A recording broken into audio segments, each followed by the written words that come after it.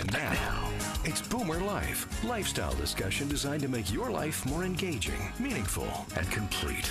Celebrating the baby boomer generation, this is BoomerLife on CIL 650.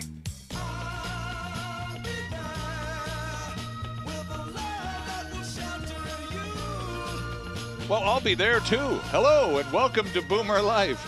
It's Sterling Fox with you, and on this episode of the program, we're going to talk about, well, retirement living with the folks from Revera Retirement Living, specifically Revera's HollyburnHouse in West Vancouver. And we have two representatives from HollyburnHouse. Kathy Russell is the executive director over there. Thanks for joining us, Kathy. Nice to see you. Thank you. And also back with us, it's a return appearance here. The ever-popular Nicole Chandler, lifestyle consultant there at HollyburnHouse, is also back with us. Hello. Hello. Nice to see you Very again. good to see you. By the way, I should also right up front thank both Kathy and Nicole for the hospitality just a couple of weeks ago.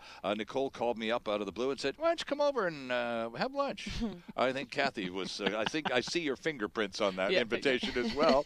But nonetheless, regardless of who got me over there, it was fun to go over and get the tour and have lunch and meet some of the residents. And thank you both for the hospitality. I enjoyed it very much. Well, Thank we're you for happy coming. to come, yeah. Kathy, you're also on the board of directors of the BC Seniors Living Association. And here on Boomer Life, we got to know a little bit about that organization last year when they were with us, but they haven't been for a while. So remind us, if you would, please, who the BC Seniors Living Association is and what you do. Absolutely. I've been on the board for 4 years now.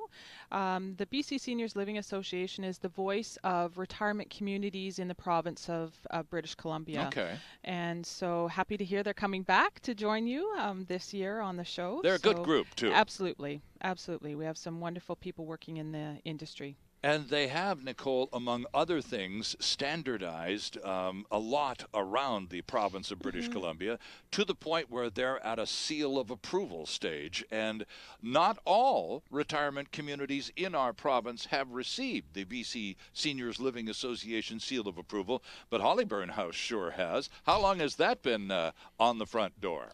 Probably since about 2011, I believe. Okay. Yes, yeah. We're coming up for a renewal. So it is a process that we go through every 2 years. And our turn is up for 2015, but we will work hard towards getting that seal of approval. Well, I was just going to say, and it's important that we talk about this for a second because it's not something that member communities take lightly, and as you said, Kathy, it's something you actually have to work to achieve. So tell us about what the standards represent. Definitely. So they are very high standards in the industry so that we're ensuring we have various policies and procedures in place. It's a day-long process where an assessor comes to your site and will review the package. It's a lengthy document of all the standards that we have to be meeting in the retirement industry. Mm-hmm. Okay. And it basically guarantees or provides, Nicole, and this is something that you're the lifestyle consultant, you're the person that we boomers, when we're making inquiries on behalf of our parents, you're the person that we're most likely to see first. That's correct. And when you start talking about, well, you know, here at HollyburnHouse, we do have the Seniors Living Association seal of approval, and people, do they stop you and go, exactly what does that mean? And once it's explained, I would imagine there's a fair degree of peace of mind that comes with it. Definitely, huge peace of mind. When you think about years ago, there not having ever been a standard in what we do, right? That kind of is a little unsettling. So it's wonderful to be able to say that we have that seal of approval and we've met those standards, and I think it gives our families and our future residents just that little extra peace, knowing that we have all those things in place. Well, you know, Kathy, it's true that the retirement community industry in Canada has, and Revera is a national company. It has properties and communities right across Canada. Correct. But this is all, relatively speaking, quite recent. It's only been in the last 10, maybe 15 years where seniors' retirement living community options have become so prolific and I suppose competitive, but also just available to people who no longer have to think about putting mom or dad or in one of those gothic old horrible old folks homes from the 1920s or earlier. The whole scene has changed. It's gone through a complete reversal, hasn't it? Absolutely, and I think we have more changes ahead of ourselves as well. The BC Seniors Living Association is just in its infancy. It's only about 10, 11 years old as an association, so definitely.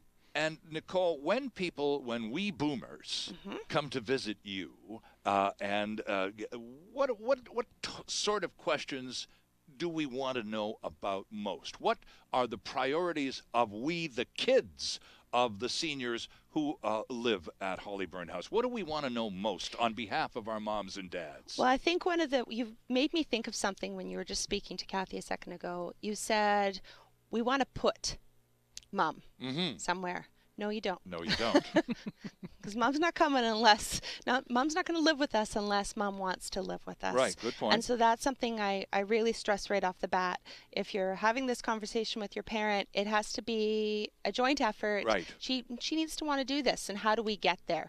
I think some of the main key points that we hear about the most are, what can you help? What can you help us with? Mom's struggling with this. Can you help with this? Mom's struggling with that. Can you help with that? So those are some of the, that's some of the big stuff that we hear the most. Just sort of day-to-day capacity issues. Yeah, okay. Exactly. That's definitely what I hear. But you see, when we boomers, and you're smart to pick up on that and point it out, but when we boomers sit around siblings talking with each other, that's how we talk. Listen, we got to do something. We've got to get mom into a seniors community. Well, and one of the siblings at that table is going to say, well, you realize, of course, we're not going to do anything unless mom says we can. Exactly. And so we understand that. But when we talk among ourselves, we identify our goals. We're here because, we want to make sure everything's okay for mom and dad. And we need to get them out of that house, or we need to get, especially if it's a single parent living in the old family home that was paid for 30 years ago, but, is really restrictive in its own way. It's splendid isolation, isn't it, Kathy? Very much so, and that's one of our benefits, of course, is that whole socialization piece. We see that at meal times, just walking down the hallways, even you can bump into someone that you've met that you knew at school or something like that, or the tennis club, and and then you start having that big socialization piece is so important. Well, you think about from the second Kathy and I get off the elevator coming in the morning, I mean, you're saying hello all day long. Right. And you're interacting with the residents, and the residents are interacting with one another as well. Just that simple hello, how are you? That can be huge. If someone is living up the hill, squirreled away in their house that they've been in since, the last 50 years, and their world has gotten very, very, very small. And it can make such a huge difference just having those tiny little interactions on a daily basis, like Kathy said, in the dining room, or even like, first thing in the morning when someone comes down to have a cup of coffee, grab a fresh muffin, read the paper, do the crossword.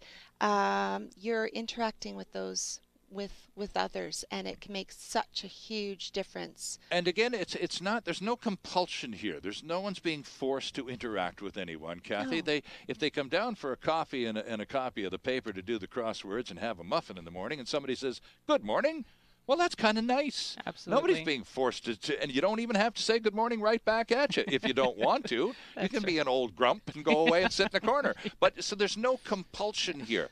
It's the fact is it's a welcoming environment in which people, I guess, Nicole, to sort of say it a different way, are constantly reminded of the joy of being with other people. Yeah, that's right. It's your home. It's your home, and it's a very home-like community that we have at Hollyburn House.